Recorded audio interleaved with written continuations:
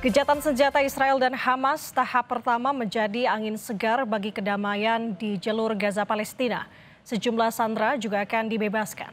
Yang menjadi pertanyaannya adalah apakah dengan gencatan senjata itu menjadi peluang kemerdekaan Palestina secara penuh? Pagi ini kita akan membahasnya dengan sejumlah narasumber, diantaranya di studio Kompas TV sudah berhadir bersama dengan kami pengamat Timur Tengah Mas Hasibullah Satrawi. Selamat pagi Mas.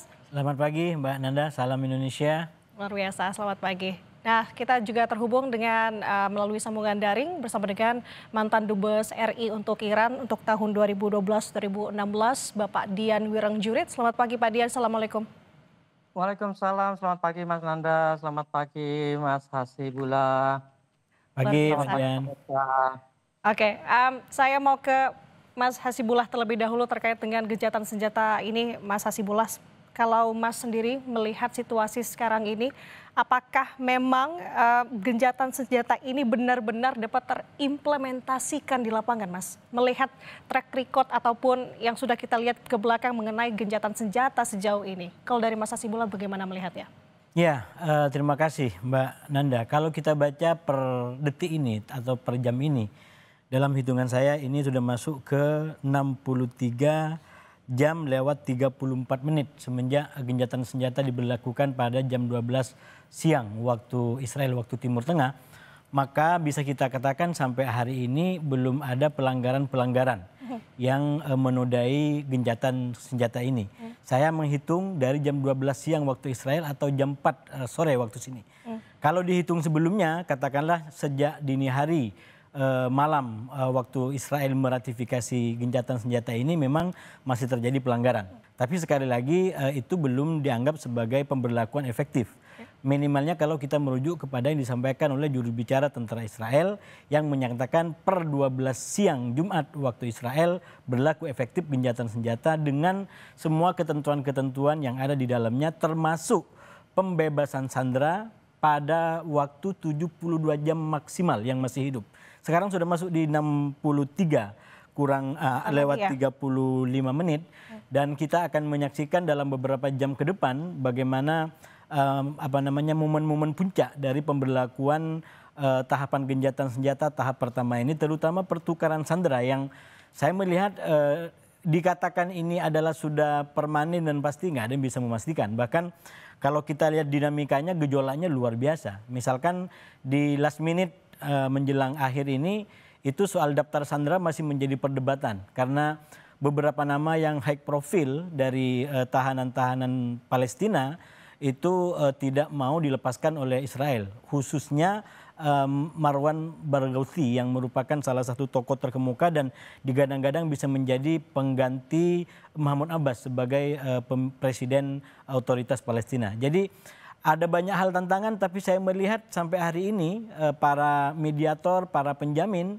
kerja sangat keras untuk tidak meledak kembali.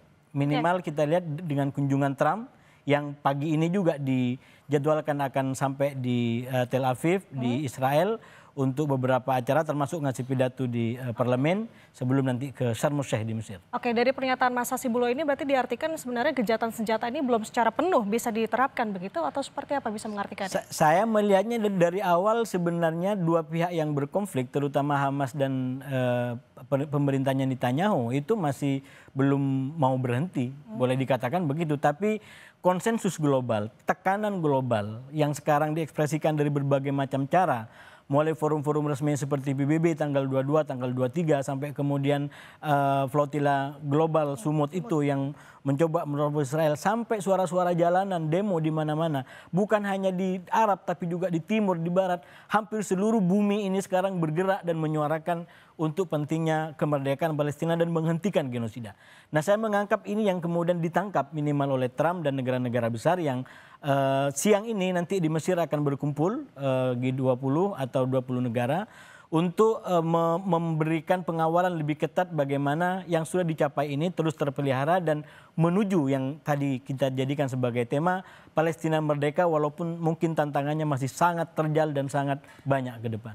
Oke, menjadi pertanyaan lagi perihal gencatan senjata Mas Hasibullah Berarti dengan penjelasan Mas Hasibullah ini, apakah bisa kita artikan sebenarnya gencatan senjata ini ada juga tekanan dari global begitu, seperti halnya tadi yang Mas sampaikan, apalagi dengan melihat sejauh ini tekanannya misalnya dari PBB atau negara-negara barat begitu akhirnya diputuskan gencatan senjata atau seperti itu? Ya, saya melihat memang ini dipaksakan, bukan semata-mata keinginan daripada Netanyahu dan mungkin pihak Hamas. Kalau pihak Hamas karena posisinya mungkin diserang walaupun dia nggak mau mengalah ya, sampai detik ini Hamas nggak mau mengalah dan indikator-indikator lapangan dia tunjukkan bahwa dia tidak mengalah gitu, apalagi kalah. Misalkan Sandra tidak ada yang dibebaskan lewat pendekatan militer yang menjadi ambisi dari Netanyahu. Walaupun bayarannya sangat mahal, warganya menjadi menderita, kotanya menjadi, coba kita lihat, kota ini menjadi kayak semacam kota di abad pertengahan.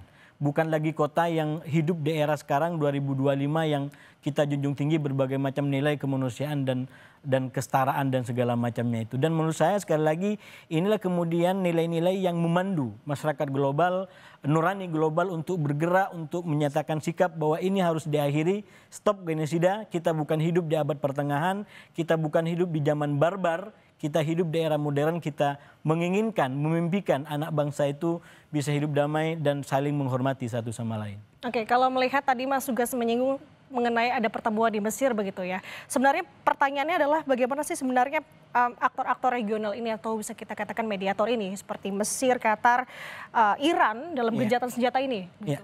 Ya, sebenarnya saya menangkap ada itikat baik dari para pihak ini termasuk Trump.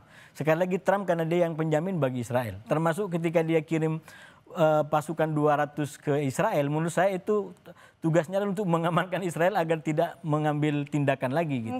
Jadi Trump ada komitmen menurut saya untuk menghentikan perang ini. Bahkan berkali-kali dia sampaikan perang telah berakhir. Dan KTT yang akan dilaksanakan di Sharm el-Sheikh itu menurut saya bisa dipahami sebagai itikat baik. Satu, karena bukan hanya mengundang para pihak yang selama ini katakan sudah terlibat. Bahkan Iran juga diberitakan juga diundang untuk ikut serta dalam pertemuan ini. Walaupun memang pihak Israel dan Hamas yang berperang itu tidak diundang, tidak dihadirkan. Yang akan hadir justru otoritas Palestina sejauh yang saya baca gitu. Nah, Hamas tidak akan datang, pihak Israel juga tidak akan datang, tapi yang akan datang adalah otoritas Palestina. Jadi mungkin semua yang ada sekarang ini adalah tidak sempurna, apalagi menuju Palestina merdeka, tapi ini salah satu inisiatif terbaik yang mestinya kita jaga, kita kawal agar yang belum sempurna ini pelan-pelan menjadi lebih baik dan menjadi paripurna ke depan. Nah, oke, ini kita kawal. Nah, kita akan ke Pak Dian. Pak Dian, bagaimana Bapak melihat negara Arab sejauh ini, khususnya Iran, Pak Dian, melihat konflik di Palestina sejauh ini, apalagi terkait dengan gencatan senjata saat ini? Terima kasih Nanda, terima kasih. Begini, satu koreksi, Iran bukan Arab. Oke, begini. Dari awal saya sudah sampaikan bahwa apapun upaya perdamaian di Gaza khususnya dalam kaitan ini, itu akan sangat banyak tergantung oleh yang namanya Paman Trump. Suka atau tidak suka, hanya Paman Trump yang bisa menekan Netanyahu untuk menghentikan penggunaan militer secara brutalnya di Gaza. Nah, hari ini terbukti bahwa ternyata Netanyahu mau mendengar. Tadi Mbak Nanda bilang betul sekali bahwa ini angin segar. Tapi ceasefire hanya langkah awal dan pertama. Karena di dalam ceasefire terdapat sejumlah elemen, di antaranya selain penghentian tembak-menembak, juga pembebasan sandera, bahkan akan disusul dengan pembebasan tawanan yang hidup atau mati yang masih diperdebatkan detailnya. Nah, yang saya harus catat juga bahwa alhamdulillah, kalau kita katakan tekanan global itu sudah berlangsung berapa lama, bahkan mungkin sebelum ada medsos juga tekanan selalu ada. Tapi yang saya ingin catat bahwa alhamdulillah baik Paman Trump, Netanyahu, dan pihak yang terlibat masih mau menggunakan akal sehat untuk kepentingan kemanusiaan yang lebih besar. Tadi disinggung Mas Hasibullah, lihatlah Gaza, porak-poranda. Diperlukan bukan hanya mungkin satu generasi, mungkin 2 generasi untuk merekonstruksi Gaza.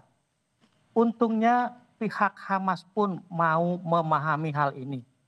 60.000 lebih warganya, khususnya anak-anak, orang tua, perempuan, menjadi korban, sementara pihak Hamas sendiri diperdebatkan, ada yang bilang 5.000, ada yang tidak seimbang dengan apa yang dialami oleh rakyatnya sendiri.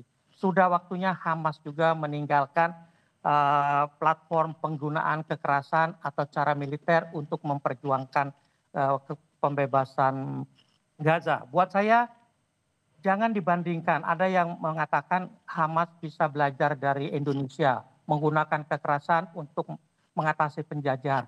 Tidak bisa dibandingkan dengan Indonesia. Indonesia luas, penduduknya banyak, tersebar, sementara penjajahnya sedikit dan terfokus di beberapa kota. Hamas justru tempatnya terpencil, dikuasai secara masif oleh Israel. Penggunaan senjata sampai kapanpun tidak akan menyelesaikan masalah di Gaza. Diplomasi yang hanya akan menyelesaikan. Untungnya, mudah-mudahan sekali lagi, Paman Trump komit. Terlepas dari ternyata Paman Trump tidak jadi dapat Nobel perdamaian ya, mudah-mudahan komitmennya tetap gitu loh ya, untuk mengedepankan kepentingan umat manusia, bukan hanya kepentingan politik, apalagi kepentingannya Israel. Oke, Pak Dian, kalau menurut pengalaman Anda secara diplomatik, bagaimana untuk bisa mewujudkan perdamaian ini dalam jangka waktu panjang? Tidak hanya dalam arti jangan sampai dalam tanda kutip jeda sebelum perang berikutnya begitu Pak Dian. Terima kasih. Begini, tahap pertama ini adalah ceasefire. Mudah-mudahan tahap pertama ini sudah bisa diwujudkan dalam bentuk ceasefire permanen. Itu memerlukan negosiasi yang tidak mudah. Karena berbagai elemen, berbagai faktor akan turut mempengaruhi perundingan baik untuk kepentingan Hamas sendiri, kepentingan yang lebih besar, kepentingan rakyat Palestina secara keseluruhan, kepentingan regional Israel, apalagi kepentingan globalnya Amerika. Semua ini bermain, tidak mungkin berdiri sendiri. Trump memiliki dalam hal ini kelebihan karena dialah yang menentukan Israel. Israel tanpa Amerika itu ya udahlah kayak apa namanya ayam kehilangan induk gitu ya, nggak ada apa-apanya tuh. Tapi karena Trump sendiri selama ini menjadi pendukung penggunaan kekerasan secara masif, masa depan Palestina khususnya di Gaza kelihatannya menjadi suram. Tapi sekali lagi, mudah-mudahan tahap pertama ceasefire ini akan dilanjutkan dengan negosiasi berikutnya, yaitu sekarang sudah mulai bantuan masuk. Dulu bantuan saja tidak boleh masuk. Nah, hal-hal seperti ini harus dikedepankan. Kemanusiaannya dulu yang diperhatikan. Baru kemudian setelah semua stabil, bahwa tadi disinggung Mas Hasibullah, Amerika sudah mengirimkan 2 tentaranya. Kalau betul untuk mengawasi kelakuan atau tingkah laku tentara Israel, sangat mendukung perdamaian ini, upaya perdamaian ini. Tapi kalau ternyata pihak tentara Amerika, mudah-mudahan tidak, tapi ternyata pihak tentara Amerika itu juga bermain ganda, menggunakan double standard dalam menilai situasi, bukan tidak mungkin Hamas pun akan lebih bisa merasakan apa yang akan terjadi di Gaza berikutnya, dan itu tidak dikehendaki. Saya kira langkah pertama ini patut disyukuri, inilah sebuah kemenangan akal sehat. Oke, Pak Dian, kita kembali ke Mas Hasibullah. Tadi Pak Dian menyinggung soal sebenarnya masih ada syarat-syarat akan kepentingan di balik negara-negara yang memang saat ini berada di sekitar Palestina. Tapi kalau misalkan Mas Hasibullah melihat sebenarnya bagaimana sih syarat-syarat untuk kemudian bisa Palestina yang sejauh ini sudah puluhan tahun memperjuangkan kemerdekaan untuk bisa mewujudkan kemerdekaan itu, Mas Hasibullah? Ya, kalau kita bicara tentang kemerdekaan Palestina dari perkembangan hari ini, itu ibaratnya mungkin kita harus mendaki Gunung Rinjani.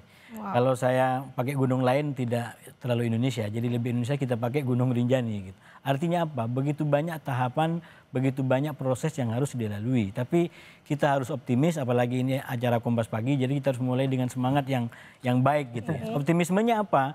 Yang pertama adalah bahwa kita sudah banyak punya komitmen tadi. Dari para kepala negara, dari para pemimpin, bahkan Indonesia sebenarnya juga diundang walaupun sampai sekarang sepertinya nggak datang. Saya secara pribadi mengusulkan dan mendukung kalau Indonesia lebih aktif di dalam forum-forum yang terbuat untuk mewujudkan atau mencapai puncak gunung kemerdekaan Palestina ini gitu. Dan sekarang sekali lagi semua kita paham ini menghadapi tahapan-tahapan jalan-jalan yang lebih terjal. Ini aja sekarang sudah mulai kayak diganggu dengan tadi, misalkan daftar sandera yang mau dibebasin. Belum lagi dengan pernyataan-pernyataan dari elit Israel yang mulai minta bahwa terowongan Hamas harus dibubarkan, baik melalui Israel atau melalui komite yang akan dibentuk nanti. Jadi di Hamas sendiri juga sama, dia tidak mau dipimpin oleh orang asing. Padahal yang mengkristal di level global ini Tony Blair akan diminta untuk ini hal-hal yang sebenarnya memang di level internal Palestina atau Hamas dengan Israel. Sekali lagi kalau nggak dimediasi, nggak dipaksa, mereka tidak mau berhenti perang. Karena saya selalu sampaikan mereka ini sebenarnya orang-orang yang berangkat dari satu ideologi, yaitu one state solution. Pikirannya adalah bagaimana menihilkan yang lain, bagaimana membumi hanguskan yang lain. Dan pikiran ini betul-betul berbahaya. 2 tahun ini menunjukkan betapa bahayanya pikiran itu. Ini kebetulan yang berkuasa adalah dari pihak Israel. Kalau ini yang berkuasa dari pihak Hamas, bukan tidak mungkin yang dikatakan bahwa Israel akan dibumi hanguskan, akan dihancurkan dari muka bumi, akan juga terjadi. Artinya apa? Tragedi kemanusiaan di kedua sisi akan terjadi. Nah oleh karena itu menurut saya bagian daripada refleksi yang kita ambil dari perang 735 hari ya. Karena sekali lagi ini berakhir pada hari Jumat kemarin. Jadi dalam catatan Al Jazeera ini bisa diumumkan kalau kemarin Trump bilang 12 hari antara Israel dengan Iran. Sekarang kita nyatakan ini perang 735 hari. Semenjak 7 Oktober 2023 sampai kemarin di hari Jumat di Indonesia. Nah oleh karena itu berbagai macam langkah kerawanan-kerawanan harus dikawal. Termasuk ke depan di tahap keduanya ini soal bagaimana mewujudkan yang disebut sebagai Gaza, demilitarisasi Gaza. Bagaimana Gaza bisa menjadi sebuah pemerintahan tidak memiliki persenjataan. Kita mau menolak itu, tapi orang dalam sendiri juga menginginkan itu. Orang dalam yang saya maksud adalah kalau kita ikutin pernyataan yang disampaikan oleh Presiden Mahmud Abbas di konferensi internasional untuk solusi 2 negara di PBB, dia sampaikan bahwa kami siap untuk mendirikan dan mewujudkan Palestina yang tanpa angkatan bersenjata. Padahal kalau kita lihat kalau mau adil, mestinya ini sama-sama nggak punya senjata atau sama-sama punya senjata dengan pengawasan yang ketat. Kalau memang dari awal sudah satu punya senjata canggih, yang satu nggak apa-apa deh, saya siap untuk menjadi negara tanpa senjata. Kan dianggap sebagai keadilannya nggak ada. Tapi lagi-lagi kita orang luar. Di Palestina sendiri, bahkan presidennya sendiri, di forum resmi PBB kemarin menyatakan kami siap untuk menjadi sebuah negara tanpa angkatan bersenjata. Artinya apa? Sudah banyak, ini kalau dimaknai positif, sudah banyak upaya-upaya kompromi dari pihak Palestina, dari pihak-pihak lain untuk perang ini diakhiri dan kemudian menjadi sebuah negara merdeka walaupun mungkin itu belum ideal.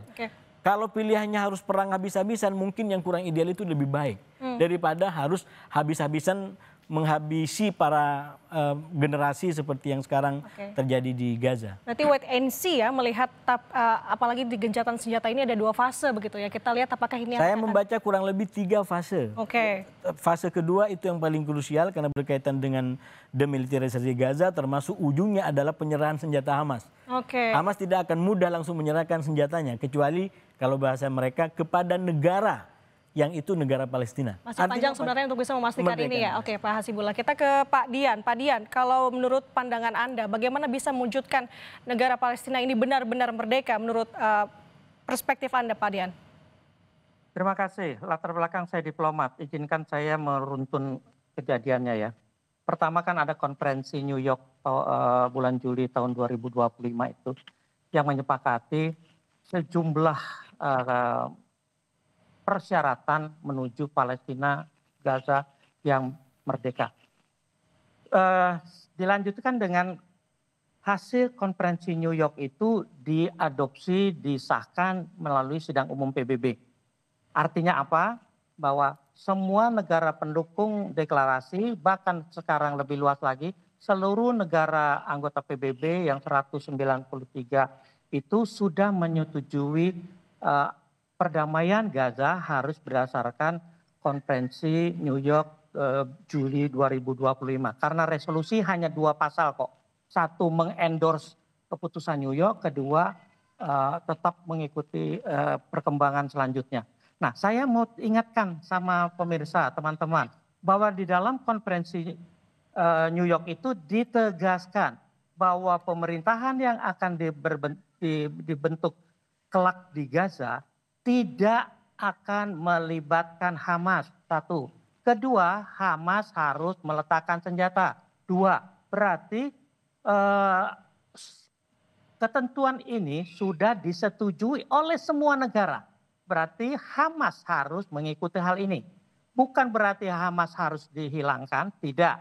Hamas yang harus mawas diri mau melebur dengan otoritas Palestina. Walaupun dalam deklarasi itu, dalam kesepakatan yang dicapai, otoritas Palestina pun bisa beralih menjadi satu entitas baru yang benar-benar inklusif, melibatkan seluruh elemen masyarakat Palestina. Saya nggak mau prejudge apa namanya kemudian, tapi marilah kita gunakan otoritas Palestina yang saat ini masih organisasi yang diakui semua negara di PBB terutama.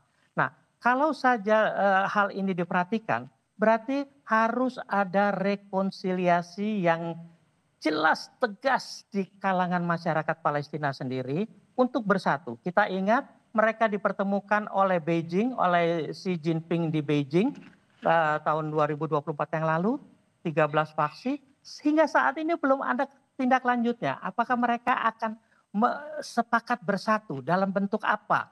Otoritas Palestina kalau mau diganti silakan ganti namanya. Karena tadi di ulasan Hadumi tadi kan dibilang apa yang dibentuk di Gaza atau Palestina harus berdasarkan keinginan masyarakat Palestina sendiri. Nah, keinginan masyarakat Palestina sendiri sudah diupayakan, tapi belum ada tindak lanjut yang nyata. Nah, ini yang akan menambah komplikasi yang disampaikan Mas Hasibullah tadi, bahwa komplikasi di depan ini masih panjang. Mudah-mudahan semua pihak yang berkepentingan, apalagi kalau nanti katakan pasukan penjaga perdamaian disepakati di PBB dan dikirim, mungkin itu akan lebih netral dibanding dengan sekarang yang hanya sifatnya sepihak dari Amerika mengirimkan 200 orang. Jalan masih panjang, diplomasi masih panjang, Mbak Nanda. Oke, kalau saya tangkap dari pernyataan Pak Dian artinya harus ada bebenah internal terlebih dahulu sebelum akhirnya lebih luas lagi. Tapi kalau menurut Anda seberapa pentingkah untuk dorongan internasional saat ini terkait dengan momen seperti saat ini gencatan senjata, apalagi peran Indonesia untuk bisa mewujudkan kemerdekaan Palestina, Pak Dian? Terima kasih. Saya mulai dari belakang ya, peran Indonesia. Indonesia tidak bisa apa-apa kecuali mendukung, menggalang dan sebagainya. Tidak, tanpa Indonesia pun dunia sudah akan terbentuk apa yang sekarang terjadi. Jadi Indonesia dalam hal ini menurut saya ya kita sekedar ikut mensupport ya oke. Tapi untuk berperan lebih nyata di lapangan, buktinya juga Hamas mengucapkan terima kasih atas konferensi di Mesir ini hanya kepada Amerika, Turki, Mesir, dan Qatar. Tidak ada negara lain. Berarti negara lain itu bukan pemain utama. Nah, kalau kita sekarang berangkat dari hal ini terus mau ke depan harus bagaimana? Buat saya tadi kan sudah disampaikan, semua tergantung pada masyarakat Palestina sendiri. Apakah mereka masih mau menerima jalan militer yang akibatnya coba lihat film apapun, dokumentari apapun, dari pakai drone atau apapun. Gaza itu sudah bukan sebuah hunian, bukan sebuah tempat untuk dihuni. Itu harus ada pembongkaran luar biasa. Itu hanya bisa tercapai kalau Hamas memang mematuhi ketentuan resolusi PBB yang isinya adalah perjanjian New York Juli tahun 2020. Oke, Pak Dian, maaf saya potong. Berarti kalau misalkan sejauh ini kita tahu Presiden Prabowo Subianto tengah hadir ke KTT Mesir, sebenarnya sikap ini tidak terlalu penting untuk saat ini terkait dengan kemerdekaan Palestina itu sendiri, atau bagaimana menurut Anda? Karena kita bukan pemain utama tadi. Pemain utama tadi hanya Trump, dan Trump itu hanya akan diikuti oleh Netanyahu yang merupakan faktor utama penyebab bencana ini. Kalau pemimpin Israel bukan Netanyahu, tidak akan seperti ini apa yang terjadi di Gaza.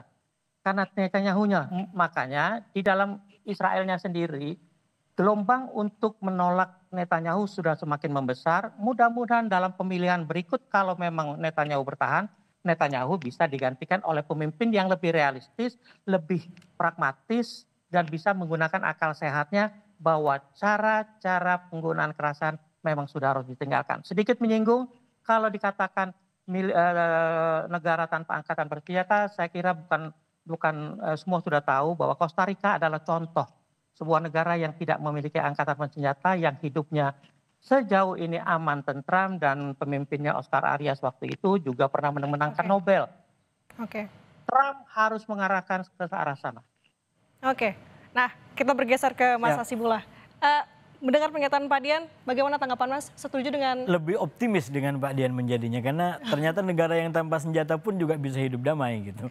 Walaupun memang syaratnya jangan kemudian negara yang di sampingnya itu adalah justru senjatanya sesekali mengarah juga gitu. Karena kan ini konteksnya berdampingan, kemudian yang satu nggak ada senjata, yang satu paling canggih. Nah, kalau kemudian nyenggol-nyenggol dikit ya habis gitu. Nah, ada dua yang menurut saya bisa memperkaya diskusi kita pagi hari ini. Yang pertama, saya masih menganggap Indonesia perannya sangat penting, walaupun memang di level Timur Tengah dan global ya kita kekurangan modal secara material gitu. Tapi melihat ekspresi dan tangkapan pemimpin-pemimpin dunia termasuk Presiden Trump yang berkali-kali mengutip presiden, kutipan-kutipannya, itu menunjukkan bahwa sesungguhnya memang ada sesuatu yang juga diperhatikan. Nah, kalau dikaitkan dalam konteks konflik yang sudah menaun ini, sebenarnya kalau di Israel kan ada kayak semacam trauma. Traumanya apa? Kalau kembali kepada 48, mereka cuma mau hidup di situ lalu diakui oleh negara-negara sekitar. Tapi kan itu nggak pernah terjadi. Bahwa mereka mau di sana nggak mau diakuin gitu. Jadi perang demi perang itu adalah sebenarnya bentuk penolakan terhadap eksistensi Israel. Nah, saya ingin katakan yang disampaikan Presiden di PBB itu dengan strategi bahwa kalau Israel mengakui kemerdekaan Palestina, kami siap mengakui Israel. Itu menjadi makna yang punya dampak historis luar biasa karena ternyata ada kesiapan dan kemauan dari negara-negara dunia Islam atau minimal mungkin di Indonesia untuk mengakui yang trauma historis tadi. Mereka itu nggak diakuin dari 48 sampai sekarang nggak. Baru Mesir tahun berapa dia mengakui, baru Yordan tahun berapa dia mengakui, baru Abraham Accord yang akhirnya memaksa negara-negara lain untuk mengakui. Nah, oleh karena itu pendekatan seperti yang disampaikan oleh Presiden, coba bayangkan, saya sederhanakan, hanya shalom pidatonya itu sudah memberikan angin segar bagi Israel. Karena ada seorang pemimpin yang bisa memberikan shalom, dan itu sangat bagus. Saya ingin mengatakan Indonesia tidak hanya sekedar shalom. Kehidupan kami dalam beda-beda agama, terutama di Kompas ini kita dididik, kita diarahkan bagaimana merayakan perbedaan. Kalau shalom aja sudah mendinginkan Israel, nah insya Allah kalau Indonesia berperan lebih banyak, sebenarnya kehidupan harmoni, terutama dalam konteks keluarga Ibrahim itu sudah berjalan bertahun-tahun di Indonesia. Walaupun memang masih banyak tantangan. Sampai sekarang kita nggak mengakui nggak banyak tantangan, tapi bukan berarti yang tidak ada kita nih, yang ada kita nihilkan.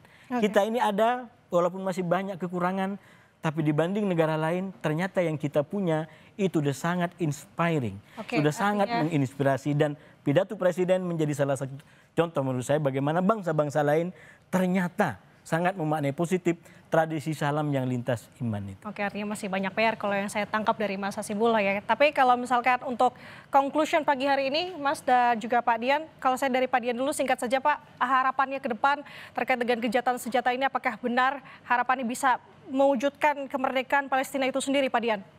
Izinkan saya agak meluruskan apa yang terjadi ya. Pidato Presiden Prabowo saya hargai. Tapi message-nya bukan hal yang pertama. Kalau Israel mengakui Palestina baru kita mengakui, itu posisi banyak negara sebelum kita sudah ada. Arab Saudi paling kekeh mengenai hal itu. Jadi bukan hal yang. Kita hanya terpaku pada berita-berita nasional mengedepankan presiden kita sendiri. Padahal apa yang dilakukan oleh presiden kita dengan segala hormat sudah dilakukan oleh banyak negara lain. Tanpa disadari 100 lebih negara sudah mengakui Israel misalnya. Baru belakangan ini ditambah beberapa negara Arab melalui Arab Spring dan sebagainya. Tapi hal yang kenyataan yang di lapangan, de jure atau de facto, Israel sudah menjadi entitas resmi sebuah negara. Gaza belum, Palestina belum ada.